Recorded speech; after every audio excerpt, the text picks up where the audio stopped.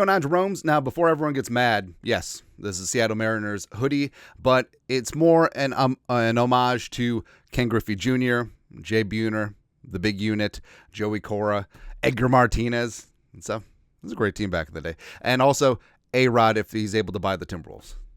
That's it. If not, screw him. Anyways, but your Minnesota Vikings defense has been pretty damn fantastic this season. They've been fun, they've been fast, they've been furious. They're the number one pressure and sack team in the league, and Flores has certainly unleashed hell, right? And it's been a major bright spot for Vikings fans this season, and it still is. It still is. Like, despite the alleged dog walking and the 2-point blowout by the low-energy Detroit Lions and Jared Goff, just sort of is what it is. Like, you have one of those games where the Lions respect. Ben Johnson's one of the best offensive play callers in the game. Jared Goff is playing at an MVP level. Lions fans will still get mad because I'm calling him Goof. It's like, I'm still going to do it. And also one of the best offensive lines and running games in the league, right? So it is what it is, and it happens, right? And the whole thing about the second quarter, 3 straight touchdown drives to end the half, and then another one to start the second half. That's basically where it was decided. And all 4 drives were 69 plus yards on multiple plays, and it was just, that's where they lost momentum. But people forget, the Flores defense did make adjustments, and the subsequent 3 drives in the second half before the last field goal, I mean, the Vikings got after Jared Goff and the Lions. 3 drives resulted in only 18 net yards. They did have 2 sacks, including a strip sack, plus a scoop and score by Ivan Pace Jr. So defensively, they got it done. It took a while, but adjustments came in. They made a couple plays. The offense was able to get back in there. Fortunately, setting for field goals a couple times, right? And we can nitpick and Monday morning quarterback all we want is like, well, should they have completed the 3rd and 4 if Addison had cleared out for Jefferson so Darnold didn't have to airmail that ball? Should they have gone for it on 4th down? Should they have ran twice to drain clock? Doesn't matter. Is what it is, and ultimately the defense at the end, despite having a great turnaround in the second half, just conceded at the end of the game. Like we said, is what it is. But this defense is still damn elite. Even though there's a little bit of red ink in terms of the changes, it's still good, right? So points allowed, they're 6th in the league with 107. Yards allowed, 19th. But as we talked about, that's much more of a misnomer and misleading because of game script at the end of the Texans and Packers games, and also the Niners and Giants were certainly in catch-up mode. So that is what it is. Turnovers, 14. It's still 2nd in the league. They had that scoop and score against the Lions. Passing yards per attempt, 5.6, still top 10. Rushing yards per carry, only 4. So they went from 3.6 to 4. Of course, playing the Lions. Dropped 2 spots, but still top 5 in the league. 3rd down for what? Vikings actually held the Lions to 4 of 10 on 3rd down, which isn't terrible. Red zone still 55.6%. That needs to be shored up. And then in terms of blitzing and pressures and sacks and all that stuff, they're still getting after things. They're still number 1 in the league in blitz percentage. Maybe they should have dialed that back a little bit against the Lions when it's clear things weren't getting home, but pressure rate, they're still number 1 at 31%. Pressures still first with 89, which is really impressive since a lot of other teams haven't had their bye yet, and the Vikings have only played 6 games. 24 sacks, same thing, but the 3rd in the league there. A PFF grade, PFFs always hate the Vikings defense, so whatever. Defensive EPA, they're still 1. Defensive DVOA, they slipped slightly to 2.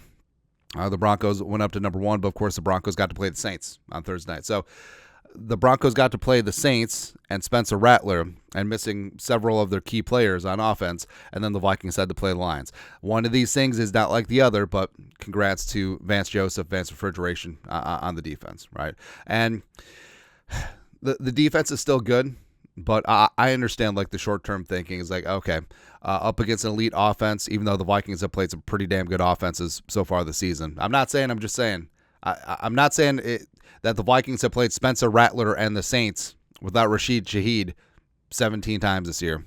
Or no problem. But getting back to where they once belonged, Flores in-game blitz adjustment. So it was clear that Flores wanted to blitz the hell out of Jared Goff, but the Lions offensive line was picking it up, and Goff was picking the Vikings defense apart. And adjusting from that, I understand that Flores can be stubborn at times, and that's what I love about him. He sticks with the plan. He trusts his players, but it is clear that things just weren't getting there, and they needed to make adjustments on the fly. They did in the second half. which is fantastic. Also, Cashman back healthy.